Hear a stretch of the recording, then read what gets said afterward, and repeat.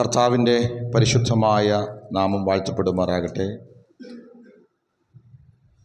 ഇന്ന് നമുക്കൊരുമിച്ച് ദൈവസന്നിധാനത്തിൽ നമ്മളുടെ ഉപവാസ പ്രാർത്ഥനയുടെ ആദ്യത്തെ ദിവസം, രണ്ടാമത്തെ സെഷനിൽ ദൈവമുഖം അന്വേഷിക്കുവാനും ദൈവത്തിൻ്റെ വചനത്തിന് മുമ്പാകെ ആയിരിക്കാനും ദൈവം ഒരുക്കിയ വിലപ്പെട്ട അവസരത്തിനായി ഞാൻ ദൈവത്തിന് സ്തോത്രം ചെയ്യുന്നു. നിങ്ങളെല്ലാവരെയും ഞാൻ ക്രിസ്തുയേശുവിൽ വന്ദനം ചെയ്യുന്നു. ഇന്ന് പകൽക്കാലം നാം ഒരുമിച്ച് ദൈവസന്നിധാനത്തിൽ വന്ന് പ്രാർത്ഥിക്കുവാനും ദൈവത്തിൻ്റെ വചനം ചിന്തിക്കുവാനും ഇടയായി. ഞാനിന്ന് രാവിലെ തന്നെ നിങ്ങളോട് പറഞ്ഞു, നാം ഇന്ന് ഈ ദിവസങ്ങളിൽ ചിന്തിക്കുന്ന വിഷയം കർത്താവിലേക്ക് നാം മടങ്ങി വരിക എന്ന വിഷയമാണ്. ദൈവത്തിൻ്റെ അടുക്കിലേക്ക് നമ്മളൊന്ന് മടങ്ങി വരണം. അപ്പോൾ കർത്താവിൻ്റെ അടുക്കിലേക്ക് മടങ്ങി വരിക എന്ന അതിപ്രധാനമായ ഒരു ചിന്തയാണ് നാം ഈ 3 ദിവസവും ചിന്തിക്കുന്നത്, പ്രത്യേകിച്ച് ഈ 4 സെഷനിലും. എന്തിനാണ് അങ്ങനെ ചെയ്യുന്നത്? പല പല കാര്യങ്ങൾ പ്രസംഗിച്ചാൽ പോരെ എന്ന് ചിന്തിക്കുന്നവരുണ്ടാകാം. അങ്ങനെ പ്രസംഗിക്കുന്നതാണ് പ്രസംഗകരായ നമുക്ക് സൗകര്യം, അല്ലേ? പല ഭാഗത്തു നിന്ന് പല വിഷയങ്ങളൊക്കെ എടുത്ത് സംസാരിക്കാം. പക്ഷെ ഞാൻ ഈ ദിവസങ്ങളിൽ ഈ ഉപവാസ പ്രാർത്ഥനയെക്കുറിച്ച് ദൈവസന്നിധിയിൽ പ്രാർത്ഥിക്കുകയും ദൈവസന്നിധിയിൽ ധ്യാനിക്കുകയും ഒക്കെ ചെയ്തപ്പോൾ ദൈവം എന്നോട് പറഞ്ഞു, ജനം ദൈവത്തോട് അടുക്കണം. Price the Lord. ബാക്കിയെല്ലാം ഉപരിപ്ലവമാണ്. ശരിക്ക് ദൈവത്തോട് അടുക്കുന്നത് എങ്ങനെയാണെന്ന് ജനത്തെ പഠിപ്പിക്കണം. Price the Lord. ശരിയായി ജനം ദൈവത്തോട് അടുത്തെങ്കിലേ ദൈവം ആഗ്രഹിക്കുന്ന ആ അനുഗ്രഹത്തിലേക്ക് നമ്മളെല്ലാവരും എത്തുകയുള്ളൂ. ഇന്ന് ശക്തമായൊരു ദൂതാണ് ഇന്ന് പകൽ ഇവിടെ സംസാരിച്ചതെന്ന് എനിക്ക് ഉറപ്പുണ്ട്. ഉറപ്പുള്ളവർക്ക് സ്തോത്രം ചെയ്യാം. Price the Lord. സന്തോഷമുണ്ടെങ്കിൽ ഒന്ന് സ്തോത്രം ചെയ്യാം. ഇന്ന് രാവിലെ ദൈവം നമ്മോട് സംസാരിച്ചു. നമുക്കൊരു വലിയ ബോധ്യം ഉണ്ടാകണം. എന്താ ബോധ്യം? എനിക്ക് ദൈവത്തെ വേണം, എനിക്കൊരു മാനസാന്തരം വേണം, എനിക്ക് കുറച്ചുകൂടെ ദൈവത്തോട് അടുക്കണം, എനിക്കൊരു മടങ്ങിവരവ് ആവശ്യമാണ്. അതാണ് നമ്മൾ ഇന്ന് രാവിലെ സംസാരിച്ചത്. ഒരാൾ മാനസാന്തരപ്പെടണമെങ്കിൽ ആ വ്യക്തിക്ക് തോന്നണം, ഞാൻ ഇച്ചിരി പിന്മാറി നിൽക്കുകയാണ്, അല്ലെങ്കിൽ ഞാൻ ദൈവത്തോട് അകന്ന് നിൽക്കുകയാണ്, എനിക്കൊത്തിരി കുഴപ്പങ്ങൾ ഉണ്ട്, എനിക്കൊരു മാനസാന്തരം ആവശ്യമാണ്, എനിക്ക് കുറച്ചുകൂടെ അടുക്കണം.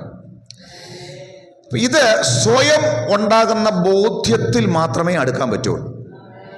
ഏതൊക്കെ പാസ്റ്റർമാർ എത്ര മൈക്ക് കെട്ടി പ്രസംഗിച്ചാലും ആരെല്ലാം പറഞ്ഞാലും ആളുകൾക്ക് മാനസാന്തരം ഉണ്ടാകില്ല. ഒരു വ്യക്തി സ്വയം തീരുമാനിക്കണം, എനിക്ക് ദൈവത്തോട് അടുക്കണം. Price the Lord. ഞാൻ ഇങ്ങനെ പോയാൽ പോരാ, എൻ്റെ ആത്മജീവിതത്തിനൊരു വ്യത്യാസം ഉണ്ടാകണം. ആ വ്യക്തി എപ്പോൾ തീരുമാനിക്കുമോ അന്നേരം മാത്രമേ ആ വ്യക്തി ചുവടുകൾ വെക്കുകയുള്ളൂ. അപ്പം അതുകൊണ്ട് രാവിലെ സംസാരിച്ചത് എന്തുകൊണ്ട് നമ്മൾ അടുക്കണം ആ കാര്യത്തെക്കുറിച്ചാണ്. ഇനി ഞാനത് വിശദീകരിക്കുന്നില്ല. അതുകൊണ്ട് എല്ലാവർക്കും ആ മെസ്സേജ് കേട്ട് എല്ലാവർക്കും മനസ്സിലായിട്ടുണ്ട്, നമ്മൾ അടുത്തേ പറ്റുകയുള്ളൂ. നമ്മളിങ്ങനെ ജീവിച്ചാൽ പറ്റില്ല. അപ്പോൾ നമുക്ക് വായിച്ച കുറിവാക്യം തന്നെ വായിക്കാം. യോവേൽ പ്രവചനം 2:12-13. എന്നാൽ ഇപ്പോഴെങ്കിലും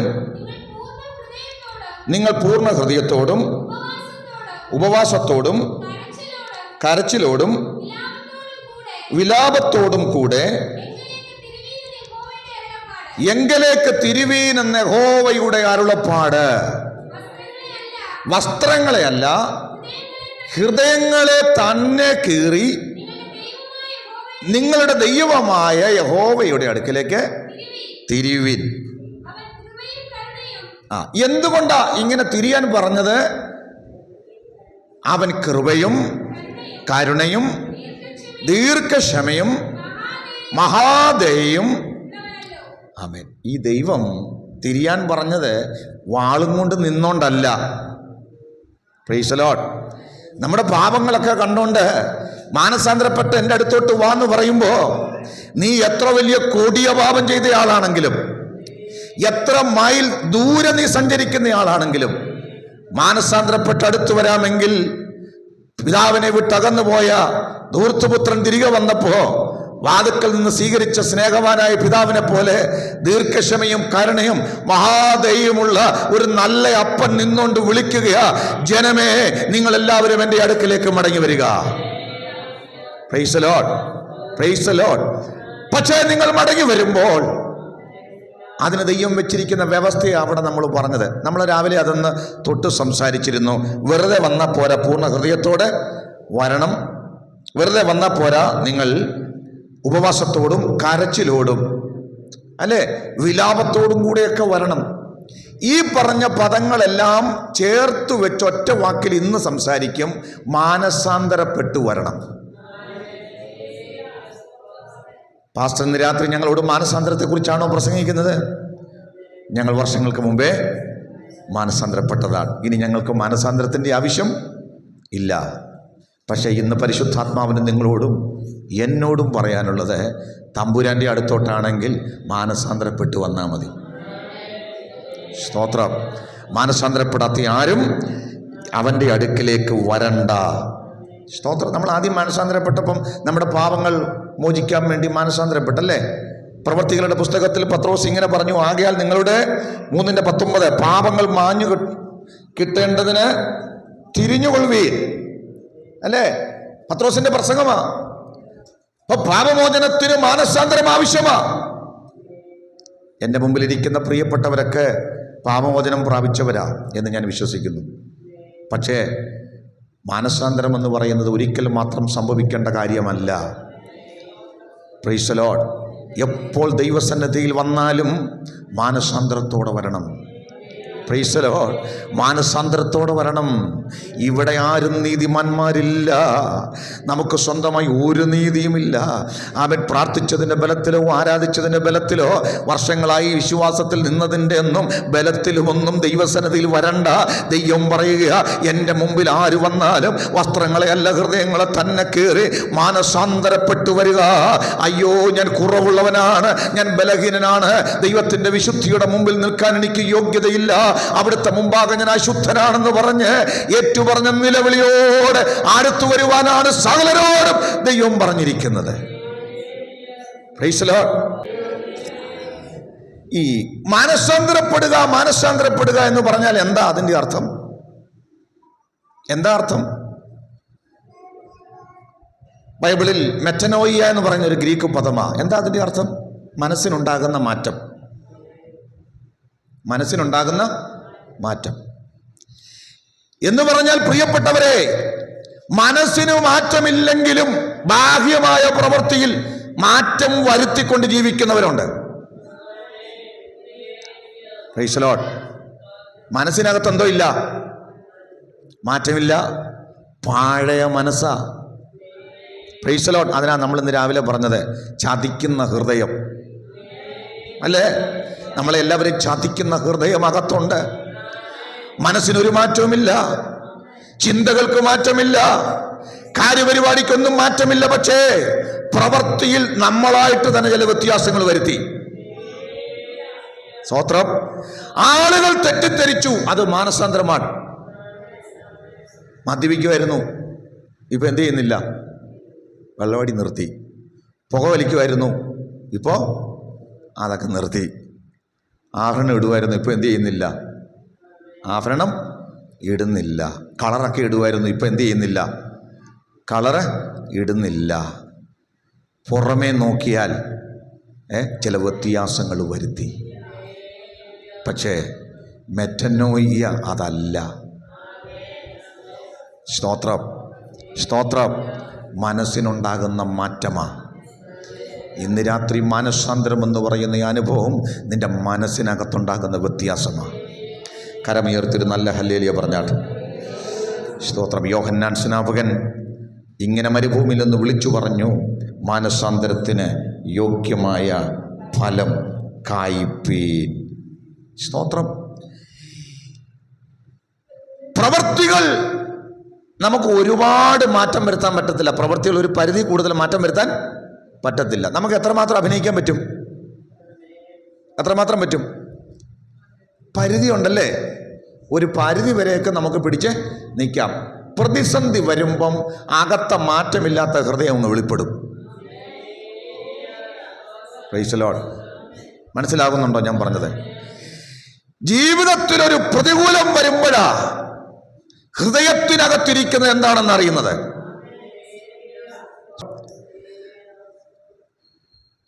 ഫറവോൻ മോശയോട് പറഞ്ഞു, ഈ അവിടെ ബാധകൾ അയച്ചല്ലേ, ബാധകളൊക്കെ വന്നപ്പോഴത്തേക്ക് ആദ്യത്തെ ബാധ വന്നു, അതൊക്കെ സഹിച്ചു. പറഞ്ഞു, ഇതാണോ ഈ വടിയെ സർപ്പമാക്കുന്നതാണോ നിന്റെ വലിയ അത്ഭുതം? ഉടനെ എന്ത് ചെയ്തു? തൻ്റെ മന്ത്രവാദികളെ വിളിച്ചു, അവരും വടി നിലത്തിട്ടു. അതും എന്തായി? ഈ മാതിരി പണിയൊന്നും ഇങ്ങോട്ട് കൊണ്ടുവരണ്ടെന്നാണ് പറഞ്ഞതിൻ്റെ അർത്ഥം. പക്ഷേ കുറച്ച് കഴിഞ്ഞപ്പോഴത്തേക്ക് ഈ ബാധകൾ കൂടി അല്ലേ, അതിൻ്റെ കാഠിന്യം വർദ്ധിച്ചപ്പോൾ ഇവിടെ മന്ത്രവാദികൾക്ക് ചെയ്യാൻ പറ്റുന്നില്ല. പരുവൊക്കെ വന്നപ്പോൾ മന്ത്രവാദികളെ അകത്ത് അടിച്ചു. അവന്മാർ വന്ന് ഫറവോനോട് പറഞ്ഞു, ഈ പണി ഞങ്ങൾക്ക് പറ്റത്തില്ല. കൽമഴ പെയ്തപ്പോൾ ചെന്ന് പറഞ്ഞു, അയ്യോ പൊന്നെ, ഇത് ഞങ്ങളെ കൊണ്ട് പറ്റത്തില്ല, ഡോസ് കൂടിയ ഐറ്റമാ. അതുകൊണ്ട് നീ ഒരു കാര്യം ചെയ്യ്, മോശയെ വിളിക്ക്, അഹരോനെ വിളിക്ക്. Price the Lord, price the Lord. ഫറവോൻ മോശയെ വിളിച്ചു, അഹരോനെ വിളിച്ചിട്ട് പറഞ്ഞു, ദേ നായിച്ചയുടെ ശല്യം, പേൻ വർദ്ധിച്ചു അല്ലേ, തവള വർദ്ധിച്ചു, ഈ കൽമഴ പെയ്യുന്നു, നിങ്ങൾ എന്തു വേണേലും ചെയ്തോ, ഇനി ബാധയൊന്ന് നിന്ന് കിട്ടിയാൽ മതി അല്ലേ, ബാധയൊന്ന് മാറിയാൽ മതി. ഈ ഓരോ പ്രാവശ്യവും മോശയുടെ അടുത്ത് ചെന്ന് ഫറവോൻ ഇത് പറയുമ്പോൾ മോശ വലിയ സന്തോഷിക്കും, സന്തോഷത്തോട് വരും. എന്നിട്ട് ഈ മോശ ചിന്തിക്കുന്ന ഫറവോന് തമ്മിലുള്ളൊരു കോൺവെർസേഷനാണ്. എൻ്റെ ഒരു ഭാവനയെ പറയുക, ഇവർ തമ്മിൽ പറയും, എന്തായാലും ഈ പ്രാവശ്യം ഏറ്റു, പുള്ളിക്ക് മാനസാന്തരം ഉണ്ടായി. ആർക്കാ? ഫറവോന് മാനസാന്തരം വന്നു, ഏറ്റു, നമ്മുടെ പണി ഏറ്റിട്ടുണ്ട്, നമ്മളെ രക്ഷപ്പെടാൻ പോവാ. ഇവരിങ്ങനെ സന്തോഷിച്ച് നടന്നു വരുമ്പോൾ വഴിയിൽ വെച്ച് ദൈവം പറയും, എന്താണ്, വലിയ സന്തോഷമാണല്ലോ. അവൻ പറഞ്ഞു, കർത്താവേ, ഇനി കൂടുതലായിട്ട് ചെയ്യണ്ട, 10 ബാധയൊന്നും വേണ്ട, ഇപ്പം തന്നെ ഏറ്റിട്ടുണ്ട്. ആള് മാനസാന്തരപ്പെട്ടു അല്ലേ, ആള് മാനസാന്തരപ്പെട്ടു. പുള്ളി പറയുന്നത് വിട്ടേക്കാമെന്നാ, ബാധയൊന്ന് നിർത്തിയാൽ മതി.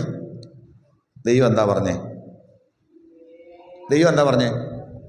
പറഞ്ഞു, ദൈവം അവരോട് പറയുക, നിങ്ങൾ ഒത്തിരി സന്തോഷിക്കൊന്നും വേണ്ട, ഞാൻ ഫറവോന്റെ ഹൃദയം കഠിനമാക്കും, അവൻ നിങ്ങളെ വിട്ടയക്കുകയും ഇല്ല.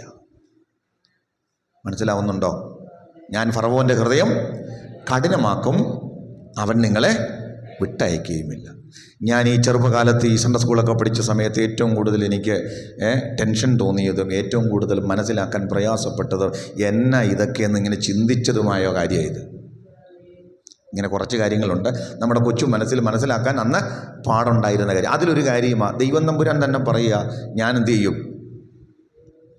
ഫറവോൻ്റെ ഹൃദയം കഠിനമാക്കും, അപ്പം നിങ്ങളെ അവൻ എന്ത് ചെയ്യില്ല? വിടത്തില്ല. ചേട്ടാ, ഇതെന്നാ പണിയാ? ദൈവം തന്നെ കഠിനമാക്കുന്നു. പക്ഷേ ഞാനതിനെക്കുറിച്ച് പഠിക്കുകയും പിന്നീട് ധ്യാനിക്കുകയും ഒക്കെ ചെയ്തപ്പോൾ എനിക്ക് മനസ്സിലായ കാര്യം ഞാൻ നിങ്ങളോട് പറയാം. ഫറവോന്റെ കാര്യം ദൈവം മോശയോട് പറയുക, ഞാൻ ഫറവോന്റെ ഹൃദയം കഠിനമാക്കും. എന്താ അതിൻ്റെ അർത്ഥമെന്നറിയാമോ? മോശേ, നീ ഇപ്പം കണ്ടില്ലേ ഫറവോന്റെ ഒരു ഹൃദയം? അവൻ്റെ ഹൃദയം എങ്ങനെയായിട്ടാ നീ കണ്ടത്? പറ. മാനസാന്തരപ്പെട്ട ഫറവോനെയാ നീ കണ്ടത് അല്ലേ? നിങ്ങളെ വിടാൻ സന്നദ്ധനായ ഫറവോൻ. പക്ഷേ ഞാൻ നാളെ ആ ഫറവോന്റെ ഹൃദയത്തെ നിന്റെ മുമ്പിൽ തുറന്നു കാണിക്കും. ശരിക്കും ആ പദത്തിന് കൊടുത്തിരിക്കുന്ന അർത്ഥം അരിച്ചു കാണിക്കുമെന്ന. അരിപ്പ കൊണ്ട് എൻ്റെ കൂടെ ഉണ്ടോ? ഞാൻ ഫറവോന്റെ ഹൃദയം നിന്നെ അരിച്ചു കാണിക്കും അല്ലേ? അരിച്ചു കാണിക്കുമെന്ന് സംഭവിക്കും. നമ്മൾ പണ്ട് ഈ വീട്ടിലെ എന്താണ് ഗോതമ്പ് പൊടിയും ആട്ട, ഇപ്പോഴല്ലേ ഈ പാക്കറ്റിലൊക്കെ നല്ല നല്ല ആട്ടയൊക്കെ കിട്ടുന്നത്. പണ്ട് ഈ ഗോതമ്പ് പൊടിയും അതുപോലെ തന്നെ എന്താണ് റവയൊക്കെ മേടിച്ചുകൊണ്ട് വരുമ്പോഴത്തേക്ക് വീട്ടിൽ അരിപ്പയെന്ന് പറഞ്ഞൊരു സാധനം ഉണ്ടായിരുന്നല്ലേ? ഇല്ലേ? ഇപ്പോഴും ഉണ്ടല്ലോ. ഈ കാണുമ്പോൾ നല്ല പോലെ ഇരിക്കുന്ന ഈ പൊടി, പക്ഷേ ഇവനെ ഒന്ന് അരിച്ചു കഴിയുമ്പോൾ ഷാണ്ടടാ വാലും തലയും തൂവലും ചിറകുമുള്ള 10,000-കണക്കിന് സാധനങ്ങൾ അതിനകത്തുണ്ട് എഴയുന്നത്. കണ്ടിട്ടുണ്ടോ? അരിക്കാതെ എത്ര പ്രാവശ്യം നമ്മൾ ഉണ്ടാക്കി കഴിച്ചേക്കുന്നു, ശരിയല്ലേ? പക്ഷെ അരിച്ചപ്പോഴാ ഇതിനകത്ത് ഇതുള്ളത് കണ്ടത്. എത്ര പേർക്ക് മനസ്സിലായി? ദൈവം തമ്പുരാൻ പറയുക, നീ ഫറവോനെ കണ്ടത് പോലല്ല ഞാൻ കാണുന്നത്. പിടികിട്ടുന്നുണ്ടോ? നീ ഫറവോനെ കാണുന്ന പോലല്ല ഞാൻ കാണുന്നത്. എൻ്റെ കയ്യിൽ മകനെ അരിപ്പ ഇരിപ്പുണ്ട്. എൻ്റെ കയ്യിൽ അരിപ്പയുണ്ട്. എൻ്റെ അരിപ്പ വെച്ച് നാളെ ഞാൻ ഫറവോന്റെ ഹൃദയത്തെ ഒന്ന് അരിച്ചു കാണിക്കാം. അപ്പം മനസ്സിലാകും അവന്റെ കാപടത എന്താണെന്ന്. പിടികിട്ടുന്നവർക്ക് സ്തോത്രം ചെയ്യാം. ഇന്ന് രാത്രി ദൈവവൈതലേ, ആമേൻ സ്തോത്രം. മനുഷ്യനെ ഉദിക്കുന്നത് കാണുന്നതുമൊക്കെ ആമേൻ കയ്യിൽ അരിപ്പയില്ലാതെ അവരുടെ ചിരി കാണുമ്പോ, അവരുടെ പാട്ട് കാണുമ്പോ, അവരുടെ ആരാധന കാണുമ്പോ, അവരുടെ കാര്യപരിപാടിയൊക്കെ കാണുമ്പോ, അയ്യോ ഇത്രയും നല്ല മനുഷ്യൻ വേറെ ഉണ്ടോ? ഇത്ര ആത്മീകനായ മനുഷ്യൻ, ഇത്ര പ്രാർത്ഥിക്കുന്നയാള്, ഇത്ര ഗ്ലോറി പറയുന്നയാള്. പക്ഷേ അരിപ്പയും കൊണ്ടൊരുവൻ ഉയരത്തിലിരിപ്പുണ്ട്. അവൻ അരിക്കുന്നവനാ. ആവർത്തന പുസ്തകത്തിൽ എനിക്ക് തോന്നുന്നു 8-ാം അധ്യായത്തിലാണെന്ന് തോന്നുന്നു. അവിടെ കർത്താവ് ഇങ്ങനെ പറയുന്നുണ്ട്, ഞാൻ നിങ്ങളെ മരുഭൂമിയിൽ നടത്തിയ വിധമൊക്കെ നിങ്ങൾ ഓർക്കണം അല്ലേ? അവിടെ ഞാൻ എന്ത് ചെയ്തു? 40 വർഷം നിങ്ങളെ നടത്തി. എന്തിനു വേണ്ടിയാ? നിങ്ങളുടെ ഹൃദയത്തിൽ ഉണ്ടമളെ വായിച്ചേ. നിന്റെ ദൈവമായ യഹോവ നിന്നെ താഴ്ത്തുവാനും തന്റെ കൽപ്പനകൾ പ്രമാണിക്കുമോ ഇല്ലയോ എന്നറിയുവാനും, നിന്നെ പരീക്ഷിച്ചു നിന്റെ ഹൃദയത്തിൽ ഇരിക്കുന്നത് അറിയാനും വേണ്ടി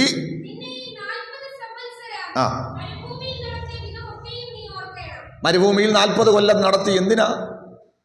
നിന്നെ താഴ്ത്തി പരീക്ഷിച്ച് നിന്റെ ഹൃദയത്തിൽ ഇരിക്കുന്നത് വെളി വരണം. ഒരാമേൻ പറഞ്ഞാട്ടെ. സ്തോത്രം, സ്തോത്രം. ചിലർ വലിയ അഭിനയക്കാരാ, വലിയ നാട്യക്കാരാ, വലിയ ഭക്തിയൊക്കെ അങ്ങ് അഭിനയിക്കും അല്ലേ? വലിയ ആത്മീയതയൊക്കെ നന്നായിട്ട് അഭിനയിക്കും, വലിയ ഭക്തിയുടെ വേഷമൊക്കെ എടുത്താണിയും. പക്ഷേ അരിപ്പയുള്ളവൻ വന്ന് അരിക്കുന്ന സമയത്ത് അവൻ അകത്തിരിക്കുന്ന അല്ലെ അനാത്മികത, അകത്തിരിക്കുന്ന ആ ഭക്തി, അകത്തിരിക്കുന്ന അല്ലെ സകല ദുർമാർഗങ്ങളും വെളിയിൽ ചാടുന്നത്. സ്തോത്രം, സ്തോത്രം, സ്തോത്രം, സ്തോത്രം. അതുകൊണ്ട് ഇന്ന് രാത്രി വചനം കേൾക്കുന്നവരോട് വിളിച്ചു പറയട്ടെ, അകത്താണ് വ്യത്യാസം വരേണ്ടത്. ഇന്ന് രാത്രി പുറമേ ഉള്ള ഒരു പരിപാടിയിലും ദൈവത്തിന് പ്രസാദമില്ല. പുറമേ കാണിക്കുന്ന ഒരു പരിപാടിക്ക് നാട്ടുകാർ വിലയിട്ടേക്കാം. ആളുകൾ പറയും കൊള്ളാമെന്ന്, ആളുകൾ പറയും നല്ലതാ, നല്ല പാട്ടാ, നല്ല പ്രാർത്ഥനയാ, ആരാധനയെന്ന്. പക്ഷെ അരിപ്പ കൊണ്ട് അരിക്കുന്നവന്റെ മുമ്പിൽ ഇന്ന് രാത്രി വന്നിരിക്കുന്ന ദൈവവേദനോട് വിളിച്ചു പറയുക, മാനസാന്തരത്തിന്റെ ആഴങ്ങൾ വെളിപ്പെട്ടു വരേണ്ടത് ആരും കാണാത്ത, ആർക്കും അറിയാത്ത നിന്റെ ഹൃദയത്തിന്റെ ആഴങ്ങളിലോ. അവിടേക്കാണ് ഇന്ന് രാത്രി പരിശുദ്ധാത്മാവ് ചെല്ലേണ്ടത്. സ്തോത്രം. അവിടെ ചെന്നെങ്കിലേ കാര്യങ്ങൾക്ക് വ്യത്യാസം ഉണ്ടാകത്തുള്ളൂ. ശരിയല്ലേ?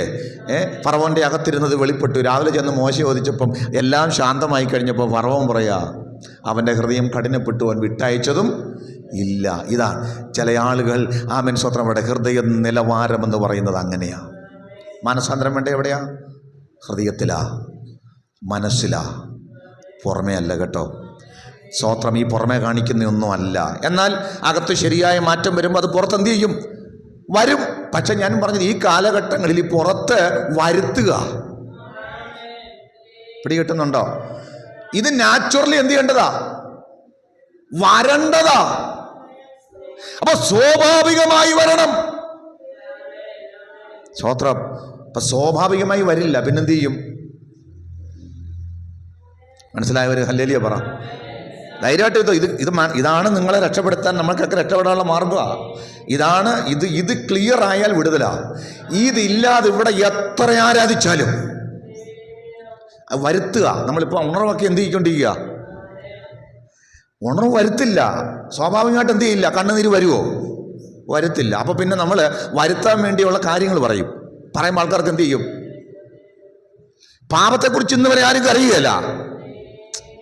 എൻ്റെ കൂടെ ഉണ്ടോ? പക്ഷെ നിന്റെ സാമ്പത്തിക തകർച്ചയെക്കുറിച്ചോ നിന്റെ രോഗത്തെക്കുറിച്ചോ കർത്താവ് നിന്റെ രോഗത്തെ വിടിവിക്കുന്നൊക്കെ പറയുമ്പോൾ കണ്ണുനീര് പിടികിട്ടുന്നുണ്ടോ?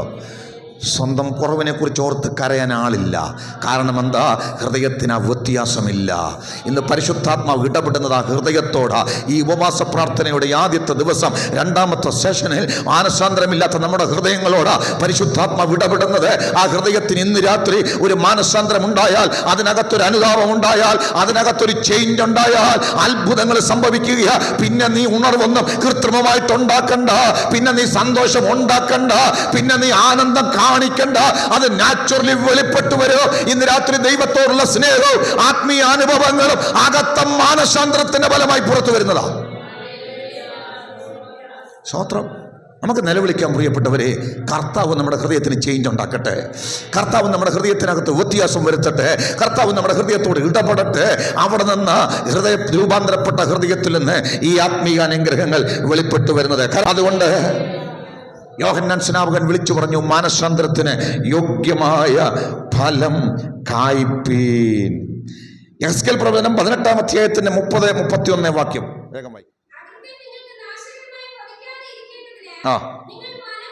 അതെ അതെ. നിങ്ങൾ എന്ത് ചെയ്യണം? അതിക്രമങ്ങളൊക്കെയും വിട്ടുതിരണം. നിങ്ങൾക്കൊരു പുതിയ ഹൃദയം സമ്പാദിക്കണം. ഉണ്ടോ? വായിച്ചോ. നോക്കിക്കേ, മനസ്സാന്തരം എന്ന് പറയുന്നത് ചിലതിനെ എറിഞ്ഞു കളയുന്നതാ. നിങ്ങളുടെ അതിക്രമങ്ങൾ അല്ലെ, ഒരു സാധനം എറിഞ്ഞു കളയുന്നത് എപ്പോഴാ? നീ എനിക്ക് വേണ്ട, ആവശ്യമുള്ള നീ വെച്ചേക്കും. വെച്ചാൽ പോയി എന്തു ചെയ്യും? വെച്ചാൽ എടുക്കും. പക്ഷേ ഇത് എറിഞ്ഞു കളയുക. അതിക്രമങ്ങളെ എറിഞ്ഞു കളയുന്നതാ മാനസാന്തരം. ഒരു നല്ല ആമേൻ പറയുമോ ഇന്ന് രാത്രി? ഇതിന് മാനസാന്തരം, ഇതിന് ആമേൻ കുറവായിരിക്കും എനിക്കറിയാം, പക്ഷേ ഇതിന് ആമേൻ പറയുന്നിടത്താ വിടുതൽ. കർത്താവ് പറയുക, നിങ്ങളുടെ അതിക്രമങ്ങൾ എറിഞ്ഞു കളയണം. ആമേൻ. ഈ ദിവസങ്ങളിൽ നമ്മൾ ദൈവം മുമ്പാകെ നിൽക്കുന്നത്, ഞാൻ പറഞ്ഞല്ലോ, മനുഷ്യന് മുമ്പാകെ നമുക്ക് എന്ത് കാണിക്കാം, മനുഷ്യന് മുമ്പാകെ എന്ത് ചെയ്യാം, ഉണർവൊക്കെ ഇവിടെ വരുത്താം. പക്ഷേ ഹൃദയത്തിനകത്ത് വ്യത്യാസം വന്നില്ലെങ്കിൽ ദൈവം നമ്മളെ തള്ളിക്കളയാനിടയായി തീരും. ദൈവം പറയുക, നിങ്ങളുടെ ഹൃദയത്തിനകത്തു നിന്ന് സകല അതിക്രമങ്ങളും എറിഞ്ഞു കളയും. തീർന്നില്ല.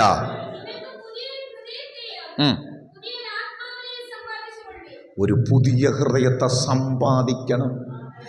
രാത്രി ദൈവവൈതലേ, ആമൻ സ്തോത്രം. നിന്റെ പാപങ്ങൾക്കൊക്കെ ഒത്താശ പറയുന്ന, ആമൻ തഴമ്പിച്ചൊരു ഹൃദയമല്ല. നിന്റെ തെറ്റുകൾക്കൊക്കെ കൂടെ നിന്ന് സപ്പോർട്ട് ചെയ്യുന്നൊരു ഹൃദയമല്ല.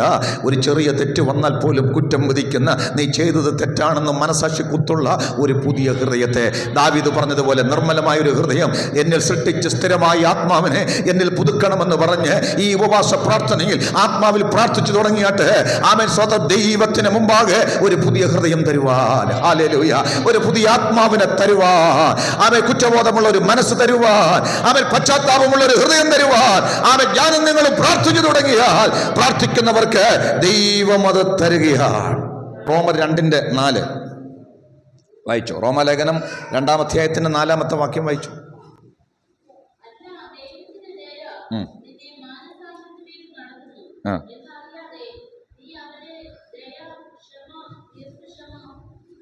എന്നിവയുടെ ഐശ്വര്യം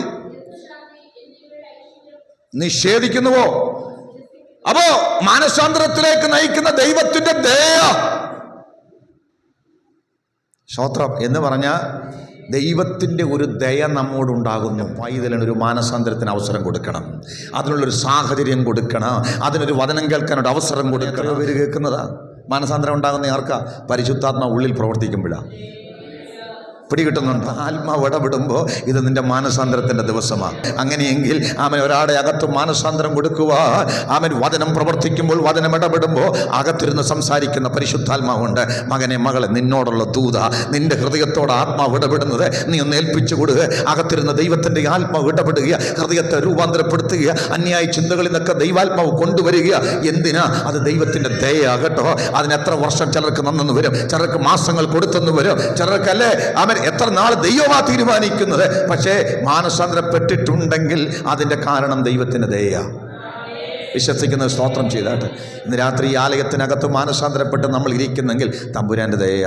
ആ ദൈവത്തിൻ്റെ ദയയ്ക്ക് നന്ദി പറയുവാൻ എത്ര പേരുണ്ട്? സ്തോത്രം. പ്രവർത്തികൾ 11:18 അവിടെ എഴുതിയിട്ടുണ്ട്, വായിക്കാം.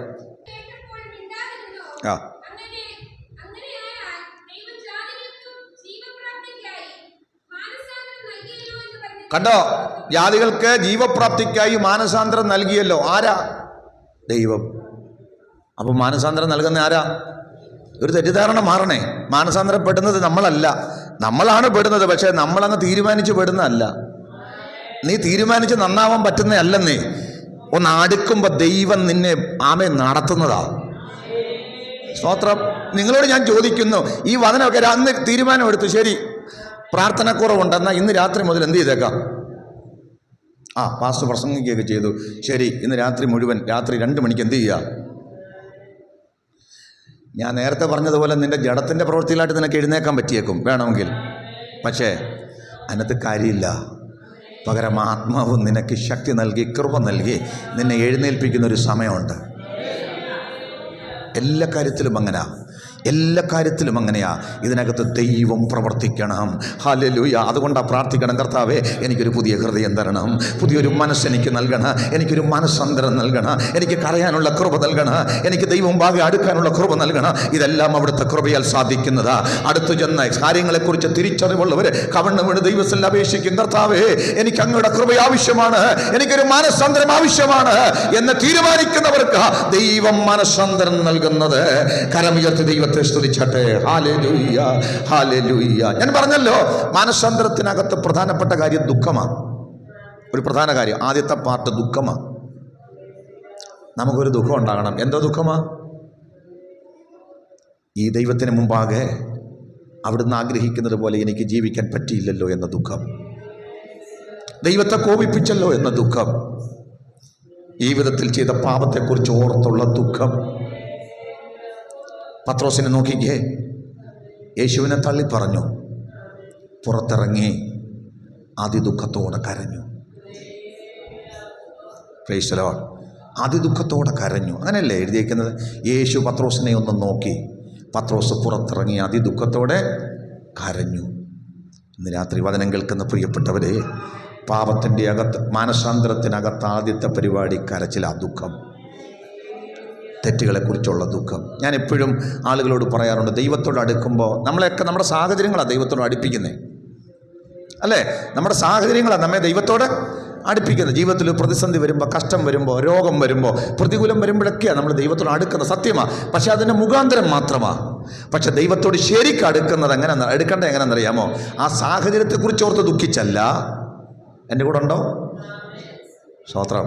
പക്ഷെ പിശാച് നമ്മളെപ്പോഴും ചെയ്യുന്നറിയാം, ആ സാഹചര്യത്തെക്കുറിച്ച് ഓർത്ത് ദുഃഖിക്കുക. ആ സാഹചര്യത്തെക്കുറിച്ച് ഓർത്ത് ദുഃഖിക്കുമ്പോൾ ആ സാഹചര്യത്തിന് ദൈവം ഒരു പക്ഷേ വിടുതൽ തന്നേക്കാം. പക്ഷെ നിങ്ങൾക്ക് മാനസാന്തരം ഉണ്ടായില്ല. എത്ര പേർ എൻ്റെ കൂടെ ഉണ്ട്? ഞാൻ പറഞ്ഞ ആശയം പിടികിട്ടിയോ? ഈ രോഗിയായ ആളുകൾ യേശുവിൻ്റെ അടുക്കൽ വന്നു. അവർ വളരെ ദുഃഖത്തോടെ, ഞാൻ ഇന്ന് രാവിലെ പറഞ്ഞു, വൃത്തിയുമായി നിലവിളിച്ചു. എന്തിനാ? കാഴ്ച വേണം. Price the Lord. ജീവിതത്തിൽ പ്രതിസന്ധിയിലുള്ളവർ അവരുടെ കഷ്ടമോർത്ത് നിലവിളിക്കുകയും കരയുകയും ചെയ്യും. നല്ല കാര്യമാണ്. ആ നിലവിളി കേട്ട് ദൈവം അവരെ എന്ത് ചെയ്യും? സൗഖ്യമാക്കും. ഇന്നും അങ്ങനെ ചെയ്യും.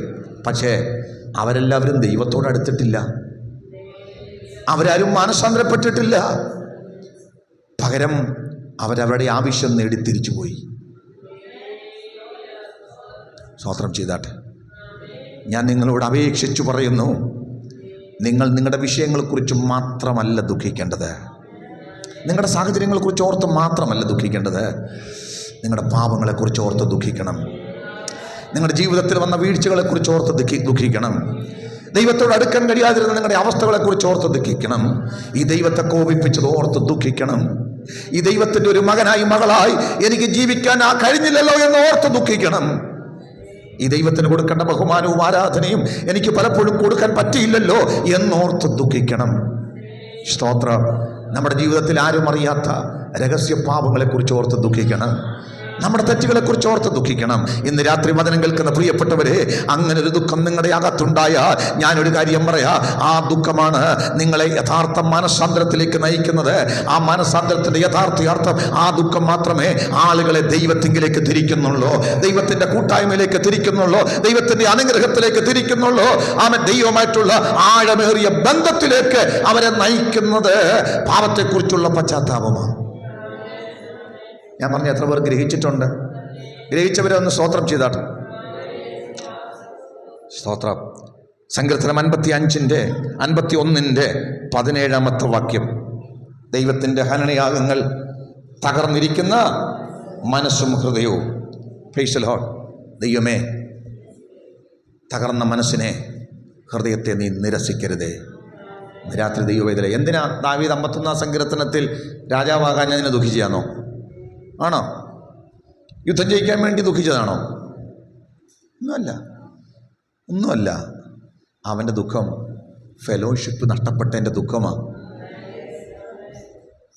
ഞാൻ എപ്പോഴും ചിന്തിക്കുന്നൊരു കാര്യമുണ്ട്, അത് അനുഭവിച്ചവർക്കേ അറിയുള്ളൂ.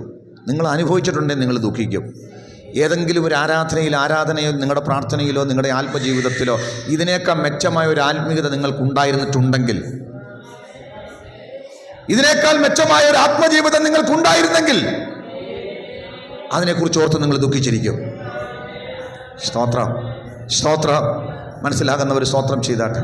ഒരു യഥാർത്ഥ ആത്മികൻ, അയ്യോ എൻ്റെ ആത്മീയ അനുഭവങ്ങൾ കുറഞ്ഞു പോയല്ലോ, എൻ്റെ ദൈവിക ബന്ധത്തിന് കുറവ് പറ്റിയല്ലോ, അതിനെൻ്റെ പരാജയമാണ്, എൻ്റെ പാപമാണ്, എൻ്റെ അലസതയാണ്, എൻ്റെ തെറ്റുകുറ്റങ്ങളാണ്. അവൻ അതിനെക്കുറിച്ച് ദുഃഖിക്കുന്നവനായിരിക്കും, അതിനെക്കുറിച്ച് ദുഃഖിക്കുന്നവളായിരിക്കും. അങ്ങനെയെങ്കിൽ ഇന്ന് രാത്രി നമ്മുടെ ദുഃഖം ദൈവവുമായിട്ട് ചേർന്ന് നിൽക്കാൻ കഴിയാതെ പോയതിൻ്റെ ദുഃഖം, ദൈവകൃപ അനുഭവിക്കാൻ കഴിയാതിരുന്നതിൻ്റെ ദുഃഖം. ഞാൻ കഴിഞ്ഞ ദിവസം ഇന്ന് രാവിലെ പറഞ്ഞില്ലേ, പണ്ട് പ്രാർത്ഥിച്ചാൽ ഉടനെ ദൈവം ഇറങ്ങി വരുന്ന അനുഭവം ഉണ്ടായിരുന്നു.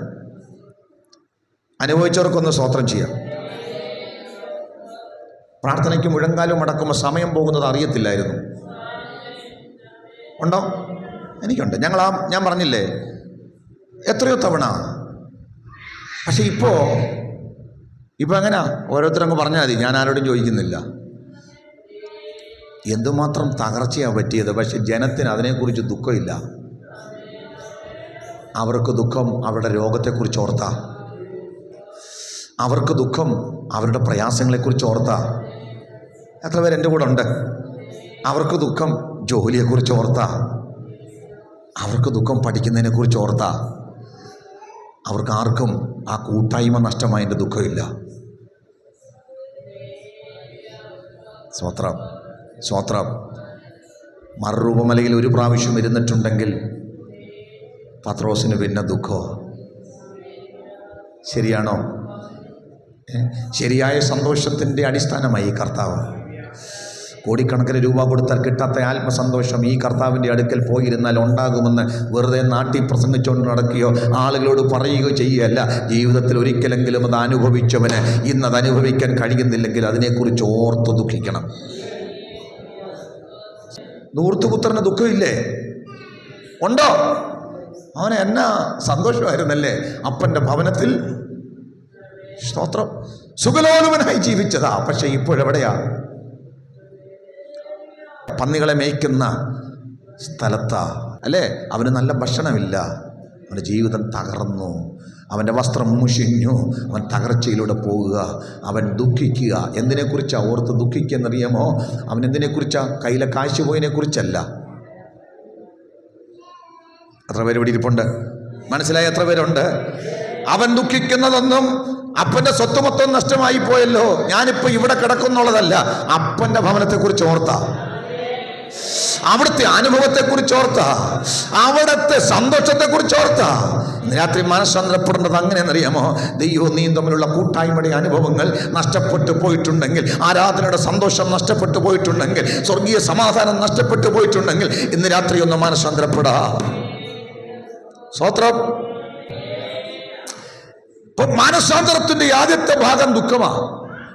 ശരിക്ക് ദുഃഖിക്കണം. അതിനാണ് നമ്മൾ യോവേൽ പറഞ്ഞത്, ദുഃഖിക്കുമ്പോൾ എങ്ങനെയൊക്കെ ദുഃഖിക്കണം? പൂർണ്ണ ഹൃദയത്തോടെ, വസ്ത്രങ്ങളെയല്ല ഹൃദയങ്ങളെ കീറി വിലാപത്തോടെ നിലവിളിച്ച് ദുഃഖിക്കണം. ആമേൻ, ആമേൻ.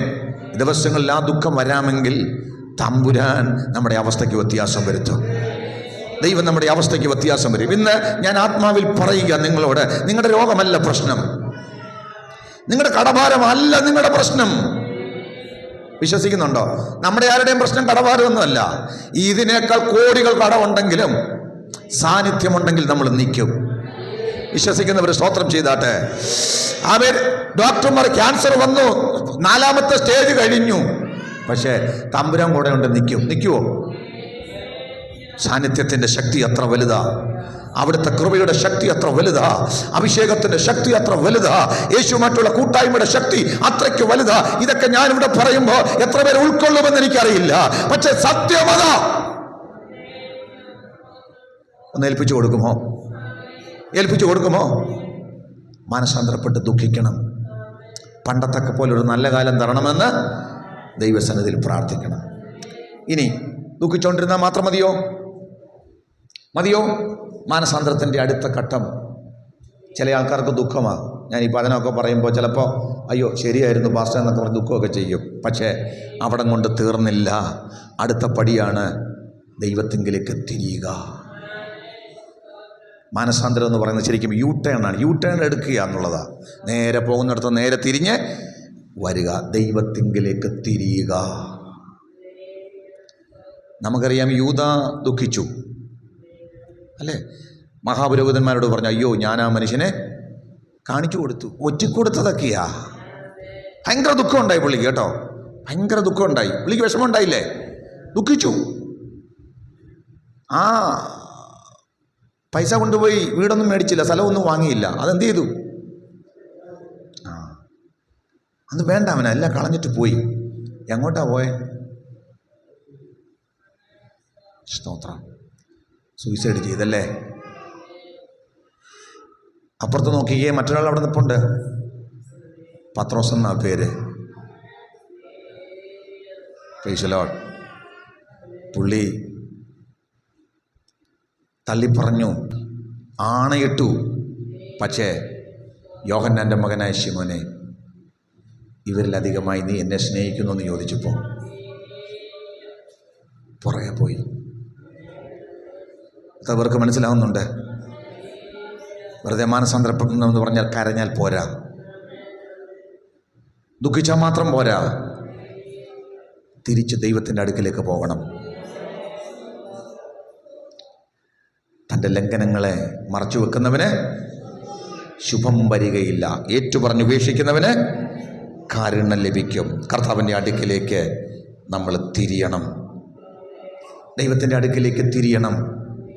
അങ്ങനെ തിരിയുമ്പോൾ കർത്താവ് നമ്മളെ സ്വീകരിക്കാൻ സമീപസ്ഥനാണ്. മാനസാന്തരപ്പെട്ടു വരുന്ന എല്ലാവരെയും കർത്താവ് സ്വീകരിക്കും. അനുതാപത്തോടെ വരുന്ന എല്ലാവരും ദൈവം സ്വീകരിക്കും. Price the Lord. പൂർണ്ണമായി ഞാൻ കുറവുള്ളവനാണെന്ന് പറഞ്ഞു വരുന്ന എല്ലാവരെയും ആമേൻ ദൈവം ആമേൻ അവരെ അനുഗ്രഹിക്കും. ഈ മാനസാന്തരം ശരിക്കും ഹൃദയത്തിൽ വന്നു കഴിയുമ്പോൾ, ശരിക്കും ദൈവത്തിലേക്ക് തിരിഞ്ഞു കഴിയുമ്പോൾ പിന്നെയാണ് ഈ മാനസാന്തരത്തിൻ്റെ ഫലങ്ങൾ ഉണ്ടാകുന്നത്. ഇന്നലെ വരെ സ്നേഹം അഭിനയിക്കുകയായിരുന്നു അല്ലേ? പിടിച്ചു നിൽക്കാൻ വേണ്ടി നമ്മൾ എന്ത് ചെയ്തു? അച്ഛ അമ്മ എന്നൊക്കെ പറഞ്ഞ് സ്നേഹമൊക്കെ എന്ത് ചെയ്തു? അഭിനയിച്ചു. പക്ഷേ ശരിക്കും മാനസാന്തരപ്പെട്ട് കഴിഞ്ഞപ്പോൾ ഈ മാനസാന്തരത്തിൻ്റെ ഫലം ഉള്ളിൽ നിന്നുണ്ടാകാൻ തുടങ്ങി. സ്തോത്രം. സ്നേഹവും സന്തോഷവും പരിശുദ്ധാത്മാവിൻ്റെ ഫലങ്ങളൊക്കെ പിന്നെ അഭിനയിക്കേണ്ട, ഇതെല്ലാം അകത്തുനിന്ന് തന്നെ വരാൻ തുടങ്ങും. സ്തോത്രം. ഇന്ന് പകൽക്കാലം, ഇന്ന് രാത്രി വചനം കേൾക്കുന്ന പ്രിയപ്പെട്ടവരോട് പറയട്ടെ, നിങ്ങൾ ഹൃദയത്തിനകത്ത് ഇത് കൂറിക്കൊള്ളണം. എനിക്ക് ഒരു യഥാർത്ഥ മാനസാന്തരം ഉണ്ടാകണം, എൻ്റെ ഹൃദയത്തിന് മാറ്റം ഉണ്ടാകണം. അതിന് ഞാൻ എൻ്റെ പാപങ്ങളെക്കുറിച്ച് ദുഃഖിച്ചേ പറ്റൂ. എനിക്ക് നഷ്ടപ്പെട്ട ആത്മീയ കൂട്ടായ്മയെക്കുറിച്ച് ദുഃഖിച്ചേ പറ്റൂ. ദൈവമായിട്ടുള്ള നഷ്ടപ്പെട്ടു പോയ ബന്ധത്തെക്കുറിച്ച് ഞാൻ ദുഃഖിച്ചേ പറ്റുകയുള്ളൂ. എന്നിൽ കുറഞ്ഞുപോയ വിശ്വാസത്തെക്കുറിച്ച് ഞാൻ ദുഃഖിച്ചേ പറ്റുകയുള്ളൂ. ദുഃഖിച്ചാൽ മാത്രം പോരാ, ഈ ഉപവാസ പ്രാർത്ഥനയിൽ എവിടുന്ന് വീണോ അവിടേക്ക് തിരിച്ചു വരണം. ഒരു വാക്യം കൂടെ വായിച്ച് ഞാൻ ഈ പ്രസംഗം അവസാനിപ്പിക്കാം. 2-ാം അധ്യായത്തിൻ്റെ 5-ാം വാക്യം വേഗം വായിച്ചു. വെളിപ്പാട് 2:5.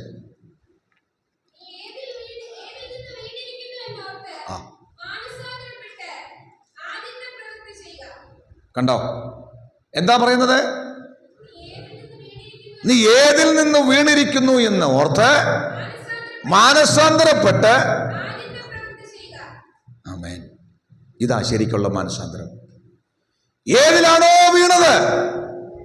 എനിക്ക് സമയമില്ലാത്തതുകൊണ്ടാണ് ഇത് ശരിക്കും പറഞ്ഞാൽ ഓരോരുത്തർക്കും ഓരോ രീതിയിലാണ് മാനസാന്തരപ്പെടേണ്ടത്. കാരണം ഓരോരുത്തർക്കും ഓരോ നിലയിലാണ് വീഴ്ച. അപ്പം ജനറലൈസ് ചെയ്ത് പറയാൻ പറ്റില്ല. ചിലർ വീണ മേഖലയിലല്ല ചിലർ വീണേക്കുന്നത്. ചിലർക്ക് മാനസാന്തരം വേണ്ട മേഖലയിലല്ല ചിലർക്ക് മാനസാന്തരം വേണ്ടത്. അത് വ്യക്തിപരമാ. അതുകൊണ്ടാണ് നീ ഏതിൽ നിന്ന് സ്തോത്രം സ്തോത്രം കണ്ടുപിടിക്കണം. കർത്താവുമായിട്ടുള്ള എൻ്റെ കൂട്ടായ്മ നഷ്ടപ്പെടത്തക്കവണ്ണം ഞാൻ ഏതിൽ വീണിരിക്കുന്നു? പ്രധാനപ്പെട്ട ചോദ്യമാ. ആത്മീയ സന്തോഷം അനുഭവിക്കാൻ കഴിയാതെ വണ്ണം ഞാൻ പിന്മാറിപ്പോയിരിക്കുന്നത് ഞാൻ ഏതിൽ വീണത് കൊണ്ടാ? ചിലർ വീഴുന്നത് ചിലർ വീഴില്ല. വീഴുവോ? ഓരോരുത്തർക്കും ഓരോ തരത്തിലാ. സ്വയം കണ്ടുപിടിക്കണം, ഞാൻ ഏതിൽ വീണിരിക്കുന്നത്, ഏത് ഭാഗമാണ് ഞാൻ ക്രമീകരിക്കേണ്ടത്, ഏത് ഭാഗത്താണ് ഞാൻ മാനസാന്തരപ്പെടേണ്ടത്, ഏത് ഭാഗത്താണ് ഞാൻ മടങ്ങി വരേണ്ടത്. എൻ്റെ കർത്താവുമായിട്ടുള്ള കൂട്ടായ്മയെ നഷ്ടപ്പെടുത്തി എന്നെ പരാജയത്തിലേക്ക് കൊണ്ടുപോയ പാപം എന്താണ് ഞാൻ കണ്ടുപിടിക്കണം. അല്ലേ? ഏതിൽ വീണിരിക്കുന്നു എന്ന് ഓർത്ത് ആ കാര്യത്തെക്കുറിച്ച് മാനസാന്തരപ്പെട്ട് ആദ്യത്തെ പ്രവൃത്തി ചെയ്യണം. ഇന്ന് രാത്രി വചനം കേൾക്കുന്ന പ്രിയപ്പെട്ടവരെ, മാനസാന്തരമാണ് ദൈവത്തോടടുക്കാനുള്ള ഏറ്റവും പ്രധാനപ്പെട്ട പടി. സ്തോത്രം. നമുക്ക് ദൈവത്തോട് പറയാം, കർത്താവേ, എനിക്കിന്ന് രാത്രി ഒരു മാനസാന്തരം വേണം, എനിക്കൊരു മടങ്ങി വരവ് വേണം. ഞാൻ ദൈവത്തിലൊക്കെ മടങ്ങി വന്നേ പറ്റുകയുള്ളൂ. അതിന് ഞാൻ മാനസാന്തരപ്പെടാൻ തയ്യാറാണ്. സംസാരത്തിൽ മാനസാന്തരപ്പെടേണ്ടവരുണ്ട്. ഞാൻ വിശദീകരിക്കുന്നില്ല, ഞങ്ങൾക്ക് പറയാൻ വേണ്ടി, മനസ്സിലാകാൻ വേണ്ടി പറയുക. ചിലർക്ക് അവരുടെ വാക്കിനെ നിയന്ത്രിക്കാൻ ബുദ്ധിമുട്ടായിരിക്കാം. അത് മതി ദൈവസാന്നിധ്യത്തിൽ നിന്ന് വീടാൻ. ഞാൻ ഇന്ന് രാവിലെ പറഞ്ഞായിരുന്നു, നമ്മുടെ പിന്മാറ്റം തുടങ്ങുന്നതിൻ്റെ ഘട്ടമൊക്കെ പറഞ്ഞിരുന്നല്ലേ. ഞാൻ വിശദീകരിക്കുന്നില്ല. ഒരു വാക്കായിരിക്കും, ഇവരുടെ വാക്ക് കാരണമായിരിക്കും ഇവരെന്ത് ചെയ്തിരിക്കുന്നത്, വീണിരിക്കുന്നത്. അതിനകത്തൊന്ന് മാനസാന്തരപ്പെടണം. ഞാൻ പറഞ്ഞല്ലോ, മാനസാന്തരപ്പെടണമെന്ന് ഇന്ന് നിയമിച്ചാൽ നടക്കുന്ന കാര്യമല്ല. എനിക്ക് സ്വയം ഉണ്ടാക്കാൻ പറ്റില്ല. പറയണം, എനിക്കതിലൊരു മാനസാന്തരം നൽകണം. ഒരു ഹല്ലേലൂയ പറഞ്ഞാട്ടെ. Hallelujah, hallelujah. ജീവിതത്തിൽ ഏത് ഭാഗത്താണ് വീണിരിക്കുന്നത്, ഏത് ഭാഗത്താണ് ഞാൻ തകർച്ച വന്നിരിക്കുന്നത്? സ്തോത്രം. അവരോട് പറഞ്ഞു, നിങ്ങളുടെ ആദ്യ സ്നേഹത്തിൽ നിന്ന് നിങ്ങൾ വീണുപോയിരിക്കുന്നു. ചോദിക്കാം കർത്താവിനോട്, നിങ്ങൾ തന്നെ ചോദിച്ചാൽ മതി. സ്തോത്രം. കർത്താവേ, ഞാൻ ഏത് ഭാഗത്താണ് ഒന്നും മടങ്ങി വരേണ്ടത്? ഇസ്രായേൽ സാധാരണ ചോദിക്കുന്നതാ, ഞങ്ങൾ ഏതിൽ മടങ്ങി വരണം? അവർ ചോദിക്കും, കർത്താവേ, ഞാൻ ഏതിൽ വരണം? ചിലപ്പോൾ നമ്മൾ മറന്നു പോകും. ദൈവം അപ്പം സംസാരിക്കും, നീ ഇന്ന കാര്യത്തിൽ മടങ്ങി വരണം, മാനസാന്തരപ്പെടണം. അങ്ങനെ പരിശുദ്ധാത്മാവിനോട് എവിടെയാണെന്നുള്ളത് നിങ്ങൾ കണ്ടുപിടിക്കണം. ഓരോരുത്തരും കണ്ടുപിടിക്കണം. ശരിയല്ലേ? അതൊന്ന് കണ്ടുപിടിച്ച് ദൈവത്തോട് ചോദിച്ചിട്ട് ദൈവം ഭാഗം എന്ത് ചെയ്യണം? ഒന്ന് മാനസാന്തരപ്പെടാൻ ഇന്ന് നിങ്ങൾ നിങ്ങളെ തന്നെ ഒന്ന് ഏൽപ്പിച്ചു കൊടുത്താൽ കർത്താവ് അവിടേക്ക് ഇടപെടും. ചിലത് നമുക്ക് ഒറ്റയ്ക്ക് എറിഞ്ഞു കളയാൻ പറ്റാത്തതായിരിക്കും, ചിലത് നമുക്ക് പ്രയാസമുള്ളതായിരിക്കും. എല്ലാവരും എൻ്റെ കൂടെ ഉണ്ടോ? ഒറ്റ കാര്യം പറഞ്ഞ് അവസാനിപ്പിക്കാം. ഈ പെന്തിക്കോസ്തിലൊരു ഉപദേശമുണ്ട്, എന്തറിയോ? രക്ഷിക്കപ്പെട്ട് സ്നാനപ്പെട്ട് കഴിഞ്ഞാൽ ഉടനെ എന്തായി? വിശുദ്ധീകരണം പൂർണ്ണമായി, ഇനി അങ്ങ് സ്വർഗത്തിലോട്ട് എടുത്താൽ മതി. അങ്ങനെയാണോ? നമ്മുടെ ജീവിതത്തെ കൈകാര്യം ചെയ്യണം. സ്തോത്രം. അത് ഒറ്റ ദിവസം കൊണ്ട് എനിക്ക് ഈ മാനസാന്തരമൊക്കെ വരാൻ പറ്റുമോ? ഈ രൂപാന്തരമൊക്കെ വരുത്തുമോ? ഇത് ഘട്ടം ഘട്ടമായി നമ്മൾ തന്നെ കണ്ടുപിടിച്ച് ചെയ്യേണ്ടതാണ്. പൗലോസ് പറഞ്ഞിട്ടുണ്ട്, നിങ്ങൾ കേട്ടിട്ടുണ്ടോ? ഞാൻ എൻ്റെ ശരീരത്തെ ദണ്ഡിപ്പിച്ച് മറ്റുള്ളവരോട് പ്രസംഗിച്ച ശേഷം ഞാൻ തന്നെ കൊള്ളരുതാത്തവനായി തീരാതിരിക്കേണ്ടതിന് ഞാൻ എൻ്റെ ശരീരത്തെ ദണ്ഡിപ്പിച്ച് അടിമയാക്കുന്നു എന്ന് പറഞ്ഞാൽ ഓരോരുത്തരും കണ്ടുപിടിക്കണം, ഞാൻ മാനസാന്തരപ്പെടേണ്ടത് എവിടെയാണ്. ആമേൻ. ഒന്ന് ചോദിച്ച കർത്താവ് പറയും, മകളെ, അതിനാണ് ദൈവവചനമാണ്. ഞാൻ രാവിലെ പറഞ്ഞു, മാനസാന്തരത്തിൻ്റെ അടിസ്ഥാനം തിരുവെഴുത്തിലോട്ട് വളരെ ക്ലോസ് ആയിട്ട് അങ്ങോട്ട് അടുത്ത് എന്നാൽ വചനം ഇടപെടും. ഇന്ന ഭാഗത്താണ് നിനക്ക് മാനസാന്തരം വേണ്ടത്, ഇന്ന ഭാഗത്താണ് നീ കർത്താവേ, അവിടേക്ക് ഒരു മാനസാന്തരം എനിക്ക് നൽകണമേ, ഞാൻ എൻ്റെ പാപത്തെക്കുറിച്ച് അനുദപിക്കുമെന്ന് പറഞ്ഞാൽ അവിടെ ജയമുണ്ടാകുക. വിശ്വസിക്കുന്നുണ്ടോ? എന്താണെന്നറിയാം, ഈ ദൂതൊന്നും ആളുകളെ പഠിപ്പിക്കാത്തത് കൊണ്ട് സ്നാനപ്പെട്ടതിന് ശേഷം പിന്നെ ആളുകളോട് എന്ത് ചെയ്യും? ആരാധിച്ചോ, സ്തോത്രം ചെയ്തോ, അന്യഭാഷ പറഞ്ഞോ എല്ലാം മാറുമെന്നാ? ആണോ? ഇല്ല. പരിശുദ്ധാത്മാവിനോട് നിങ്ങൾ അടുക്കുമ്പോഴാണ്, ദൈവത്തോട് അടുത്ത് ജീവിക്കുമ്പോഴാണ് നിങ്ങൾക്ക് നിങ്ങളുടെ പാപങ്ങളെക്കുറിച്ച് ബോധ്യം വരുന്നത്. അതിനൊരു ഉദാഹരണം പറഞ്ഞുകൊണ്ട് അവസാനിപ്പിക്കാം. പ്രവാചകനായ യെശയ്യാവ് എല്ലാവരോടും പ്രവചിച്ച് നടന്നയാളാണ്, അല്ലേ? 1-ാം അധ്യായം മുതൽ 5-ാം അധ്യായം വരെ യെശയ്യാവിൻ്റെ പ്രവചനം കേട്ടാൽ നമ്മളെല്ലാവരും നടുങ്ങിപ്പോകും. യെശയ്യാവ് എല്ലാവരെയും കാണുകയാണ്, എല്ലാവരുടെയും കുറ്റങ്ങൾ കാണുകയാണ്. ഇതാ അയ്യോ, അകൃത്യഭാരം ചുമക്കുന്ന ജനം, ദുഷ്പ്രവർത്തിക്കാരുടെ മക്കൾ, വഷളായി നടക്കുന്നവർ, ദൈവമാരെന്ന് ഭയങ്കര പ്രസംഗമാണ്. അങ്ങനെ പ്രസംഗിച്ച് 6-ാം അധ്യായം വന്നപ്പോൾ സർവശക്തനായ ദൈവം ഉയർന്നും പൊങ്ങിയുമുള്ള സിംഹാസനത്തിൽ ഇരിക്കുന്ന ഒരു കാഴ്ചപ്പാട് യെശയ്യാവ് കണ്ട ആ ദിവസം, നിങ്ങളുടെ പ്രാർത്ഥനാ മുറിയിൽ ഇതുപോലൊരു ദർശനം നിങ്ങൾ കണ്ടാൽ ദൈവസന്നിധിയിൽ പോയിരുന്ന് കരഞ്ഞ്, കർത്താവേ എൻ്റെ പാപം എന്താണെന്ന് ബോധ്യപ്പെടുത്തണമേ, എനിക്ക് ദൈവകൃപ പ്രാപിക്കാൻ കഴിയാതെ തടസ്സമായി നിൽക്കുന്നത് എന്താണ്, എനിക്ക് അങ്ങയുടെ സാന്നിധ്യം അനുഭവിക്കാൻ കഴിയാതെ തടയുന്നത് എന്താണ്, എനിക്ക് സന്തോഷിക്കാൻ കഴിയാത്തത് എന്തുകൊണ്ടാണ്, എനിക്ക് വചനം കേൾക്കാൻ കഴിയാത്തത് എന്തുകൊണ്ടാണ്, എനിക്ക് പ്രാർത്ഥിക്കാൻ കഴിയാത്തത് എന്താണ്, അവൻ എന്നെ എന്താണ് പുറകോട്ട് വലിക്കുന്നത്, എന്നെ എന്താണ് തകർത്ത് കളയുന്നത്, എന്നെ എന്താണ് ദൈവത്തോട് അടുക്കാൻ പറ്റാതെ വണ്ണം എന്നെ തകർക്കെന്ന് പറയുമ്പോൾ അവിടുത്തെ ആ വലിയ ദർശനം വെളിപ്പെടും. ആ ദർശനം നിന്നെ പഠിപ്പിക്കും, ആ വിശുദ്ധി നിന്നെ പഠിപ്പിക്കും. ആ വിശുദ്ധിയുടെ ദർശനം സൈന്യങ്ങളുടെ ദൈവമായ യഹോവ പരിശുദ്ധൻ പരിശുദ്ധൻ പരിശുദ്ധൻ എന്ന അല്ലേ സാറാഫുകൾ ആർക്കുന്ന ആ ദർശനം അകത്ത് വെളിപ്പെട്ടപ്പോൾ യെശയ്യാവിനോട് വേറെ ആരും പറഞ്ഞു കൊടുത്തില്ല. യെശയ്യാവ് വിളിച്ചു പറയുക, എൻ്റെ പ്രോബ്ലം എനിക്ക് മനസ്സിലായി, എൻ്റെ പ്രശ്നം എനിക്ക് മനസ്സിലായി, ഞാൻ ശുദ്ധിയില്ലാത്ത അധരങ്ങളുള്ള മനുഷ്യൻ. സാന്നിധ്യമാണ് മാനസാന്തരം കൊണ്ടുവരുന്നത്. ഞാനൊരു കാര്യം കൂടെ പറയാം. ഇതിനകത്തൊരു വലിയ പരിശുദ്ധാത്മ പകർച്ചയുണ്ടായി. ശരിയായിട്ട് ഇവർക്ക് കയ്യടിയല്ല കേട്ടോ, കയ്യടിയും അല്ലേ ബഹളങ്ങളുമല്ല. എന്നുവെച്ചാൽ ആത്മാവുള്ളിടത്ത് കയ്യടിയില്ലെന്നല്ല, ശരിക്കും ഒരു ആത്മപകർച്ചയുണ്ടായാൽ ഇവിടെ ആളുകൾ മാനസാന്തരപ്പെടും. വിശ്വസിക്കുന്നവർക്ക് ആമേൻ പറയാം. കാരണം അത് ആ സാന്നിധ്യത്തിൻ്റെ വിഷയമാണ്. സാന്നിധ്യം വരുന്നിടത്ത് കപടതയൊക്കെ മാറും, അവിടെ അഭിനയങ്ങൾ മാറും, അവിടെ ജനം കരയാൻ തുടങ്ങും. ഈ ദിവസങ്ങളിൽ ഞാൻ അതിനുവേണ്ടി ആഗ്രഹിക്കുന്ന എല്ലാവരും ഒന്ന് മനസ്സ്, ഈ ദിവസങ്ങളിൽ അത് അയക്കുമെന്ന് എത്ര പേര് വിശ്വസിക്കുന്നുണ്ട്? എല്ലാവരും മനസ്സാന്തരപ്പെട്ട, എല്ലാവരും കരഞ്ഞാൽ, കർത്താവേ എന്നെ ഒന്ന് ബോധ്യപ്പെടുത്തണമേ, കർത്താവേ എന്നെ ദൈവത്തോടൊന്ന് അടുപ്പിക്കണമേ, എൻ്റെ പാപങ്ങളെക്കുറിച്ചുള്ള ബോധ്യം എനിക്ക് തരണമെന്ന് പറഞ്ഞ് നിങ്ങളൊന്ന് കരയാൻ തുടങ്ങിയാൽ ആ സാന്നിധ്യത്തിൻ്റെ ദർശനം നിങ്ങൾക്ക് വെളിപ്പെടും. ആ ദർശനം ഇതിനകത്ത് വന്നാൽ, ആ ദർശനം ഈ ദേശത്ത് വന്നാൽ ദേശം മനസ്സാന്തരപ്പെടാൻ തുടങ്ങുക, അവൻ വ്യക്തികൾ മനസ്സാന്തരപ്പെടാൻ തുടങ്ങുക. അവരുടെ പാപത്തെക്കുറിച്ച് ആരും പറഞ്ഞു കൊടുക്കണ്ട. യെശയ്യാവിന് മനസ്സിലായി, ഞാൻ ശുദ്ധിയില്ലാത്ത ആത്രങ്ങളുള്ള മനുഷ്യൻ, എൻ്റെ വായാണ് കുഴപ്പം. കർത്താവെ ഒന്ന് ശുദ്ധീകരിക്കണമേ.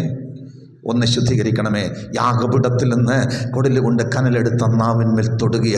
ഇന്ന് വചനം കേൾക്കുന്ന പ്രിയപ്പെട്ടവരെ, സാന്നിധ്യമാണ് നമുക്ക് മാനസാന്തരം നൽകുന്നത്. എല്ലാ കണ്ണുകളും ഒന്ന് അടച്ചാട്ട് നമ്മൾ പ്രാർത്ഥിക്കാൻ പോവുകയാണ്. എന്നോട് പരിശുദ്ധാത്മാവ് വ്യക്തമായി ഇടപെട്ടിട്ടായി ഈ ദൂതൊക്കെ ഞാനിവിടെ പറഞ്ഞത്. ആത്മാവ് പറയുന്നത് കേവലം ഇളക്കപ്പെരുക്കത്തിനകത്ത് ഒരു കാര്യമില്ല. ആളുകളുടെ ഹൃദയത്തിന് മാറ്റമുണ്ടാകണം, മനസ്സിന് മാറ്റമുണ്ടാകണം. പ്രസംഗിക്കുന്ന എൻ്റെയും കേൾക്കുന്ന നിങ്ങളുടെയും ഹൃദയത്തിന് രൂപാന്തരമുണ്ടാകണം. ജീസസ് ഹൃദയങ്ങളെ നോക്കുന്നവനാണ് നമ്മുടെ ദൈവം. ദൈവം പറയുക, മാനസാന്തരപ്പെട്ടിട്ടുണ്ടോ? മാനസാന്തരത്തോടെയാണോ നീ വന്നത്? നീ ഏതിൽ വീണിരിക്കുന്നു എന്ന് ഓർത്ത് മാനസാന്തരപ്പെട്ടോ?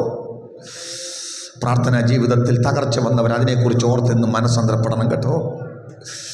ആരാധനയിൽ ആമേൻ സ്വന്തം വീണ്ടും മണ്ണെ ആരാധിക്കാൻ കഴിയാതെ പൊത്തുപുറത്ത് ആത്മീയതയിൽ ജീവിക്കുന്നവർ അതിനെക്കുറിച്ച് ഓർത്തെന്ന് രാത്രി മനസ്സാന്തരപ്പെടണം കേട്ടോ. ജീസസ് ഇന്ന് രാത്രി എത്ര പേര് മാനസാന്തരപ്പെട്ട ദൈവമുഖം അന്വേഷിക്കും. കർത്താവേ, ഞങ്ങൾക്ക് സഭയായി, ഞങ്ങൾക്ക് വ്യക്തിപരമായി ഒരു മാനസാന്തര അനുഭവം നൽകണമേ, ഞങ്ങൾക്കൊരു മാനസാന്തര അനുഭവം നൽകണമേ. ഞങ്ങൾ മാനസാന്തരപ്പെട്ടു വരികയോ, ദൈവമുഖം ഇന്ന് രാത്രി ഞങ്ങൾ നോക്കുകയോ.